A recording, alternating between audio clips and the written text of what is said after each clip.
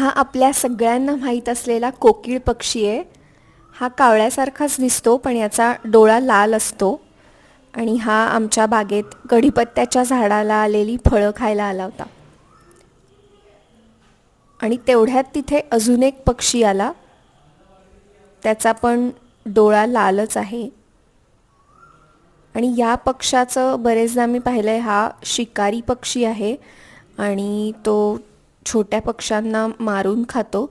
शिवाय आमच्या इथे बरेचदा बुलबुलचं पण घरटं असतं, तर ते घरटं पण तो तोडतो आणि घरटं तोडून त्यातली काय अंडी किंवा पिल्लं असतील त्यांना मारून खातो.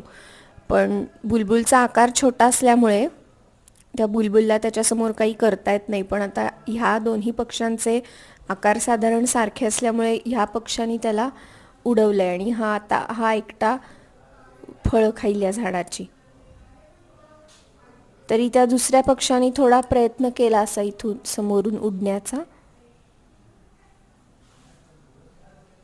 त्यामुळे दोन्ही पक्षी आपापलं हे पोट भरण्यासाठी बघा आत्ता उडत गेला इथून. तो इथे वर बसलाय. त्याची शेपटी दिसतीये.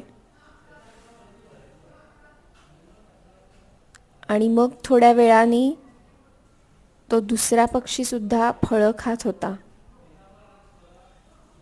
हा कोकिळ नसताना त्या दुसऱ्या पक्षाने सुद्धा मनसोक्त फळं खाऊन घेतली.